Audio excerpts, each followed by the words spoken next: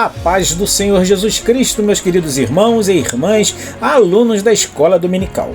Hoje meditaremos na lição 8 do segundo trimestre de 2026, com o tema Isaque, herdeiro da promessa, fundamentados em Gênesis 26. Este estudo nos conduz a refletir sobre a continuidade da aliança divina e como Deus trabalha na vida daqueles que recebem uma herança espiritual. Inicialmente, somos apresentados a um cenário de crise. A Escritura declara: "E havia fome na terra, além da primeira fome que foi nos dias de Abraão. Por isso foi Isaque a Abimeleque, rei dos filisteus, em Gerar." Gênesis 26, 1. A fome, no contexto bíblico, não representa apenas escassez material, mas também um ambiente de prova e dependência de Deus. Assim como aconteceu com Abraão, Isaque agora enfrenta uma situação que exige decisões importantes. Nesse momento, Deus intervém diretamente.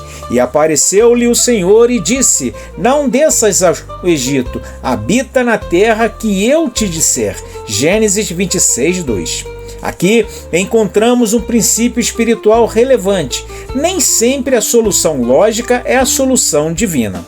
O Egito, frequentemente associado à provisão em tempos de crise, não era o caminho para Isaque. Deus o chama a permanecer, a confiar e a obedecer. O Senhor reafirma sua promessa: "Peregrina nesta terra e serei contigo, e te abençoarei, porque a ti e à tua semente darei todas estas terras, e confirmarei o juramento que tenho jurado a Abraão, teu pai." Gênesis 26, 3. Isso revela que a promessa não é automática, ela é renovada e vivida em cada geração. Isaque não herda apenas bens, mas um relacionamento com Deus que exige fé e fidelidade.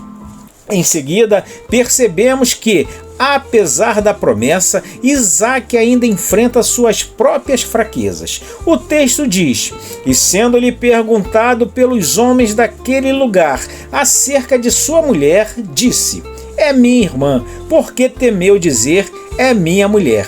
Gênesis 26, 7. Esse episódio revela uma repetição do erro de Abraão, mostrando como padrões familiares podem influenciar comportamentos. Do ponto de vista exegético, esse tipo de narrativa evidencia a realidade da natureza humana. Mesmo aqueles que recebem promessas divinas ainda lidam com medo e insegurança. Isso nos ensina que a fé é um exercício contínuo, não um estado permanente de perfeição. Na continuidade, vemos a ação da graça de Deus sobre a vida de Isaque. A Escritura afirma: "E semeou Isaque naquela mesma terra, e colheu naquele mesmo ano sem medidas, porque o Senhor o abençoava." Gênesis 26, 12. Esse resultado extraordinário demonstra que a bênção de Deus transcende as circunstâncias naturais. No entanto, essa prosperidade gera oposição, e os filisteus o invejaram. Gênesis 26, 14. Aqui encontramos outro princípio espiritual. A bênção de Deus muitas vezes desperta resistência. Os poços cavados por Abraão são entulhados, simbolizando tentativas de impedir o progresso e apagar a herança. Diante disso, Isaque adota uma postura surpreendente, e cavaram no vale e acharam ali um poço de águas vivas. Gênesis 26, 19. Mesmo enfrentando contendas, e contenderam os pastores de Gerar com os pastores de Isaque. Gênesis 26, 20. Ele evita conflitos desnecessários e segue adiante. Culturalmente, os poços eram essenciais para a sobrevivência no ambiente do Antigo Oriente Próximo. Disputar um poço era disputar vida. Ainda assim, Isaque prefere recuar e entrar em confronto, demonstrando maturidade espiritual e confiança em Deus.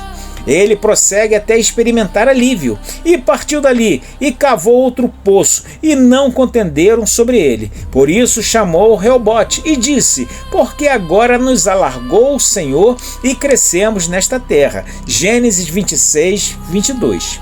O nome Reobote carrega a ideia de espaço amplo, liberdade e provisão divina.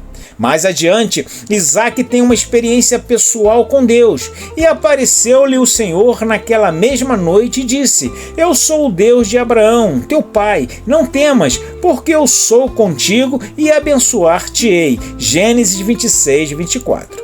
Aqui vemos que a fé não é apenas herdada, ela precisa ser confirmada por experiência pessoal. A resposta de Isaac é significativa. Então edificou ali um altar e invocou o nome do Senhor. Gênesis 26, 25.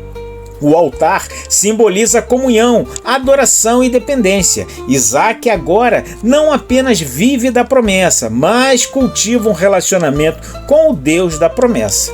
Esse testemunho impacta até mesmo os que estavam ao seu redor.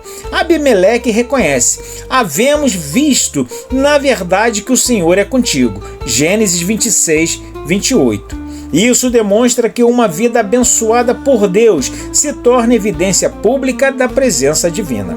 Por fim, refletimos sobre o significado de Isaac como herdeiro da promessa. Ele não apenas recebe o que Abraão iniciou, mas dá continuidade a essa herança em meio a desafios, falhas e aprendizados. Sua vida nos ensina que a promessa de Deus exige obediência. A fé precisa ser exercitada em meio às crises. A maturidade espiritual se revela nas atitudes. A presença de Deus é o maior legado que podemos receber.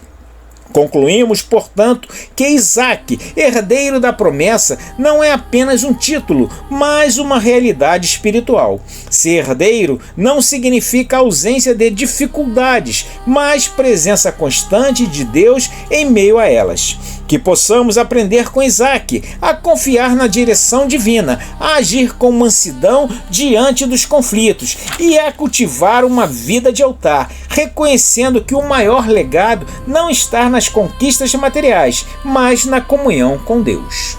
Chegamos assim, meus irmãos, ao final deste vídeo. Esperamos que esta síntese de nossa 8ª lição do 2º trimestre tenha motivado cada um de vocês a estarem conosco no próximo domingo, em uma escola dominical bem pertinho de sua casa. Próxima sexta-feira, continuaremos estudando o livro de Salmos de uma forma exegética, pentecostal e de acordo com a tradição judaica da época em que cada salmo foi escrito. Por isso, eu te convido a acessar nosso canal no YouTube, assistir, comentar, compartilhar e se inscrever para ser avisado todas as vezes que lançarmos um vídeo novo. Fiquem com Deus e que Deus os abençoe em Cristo Jesus.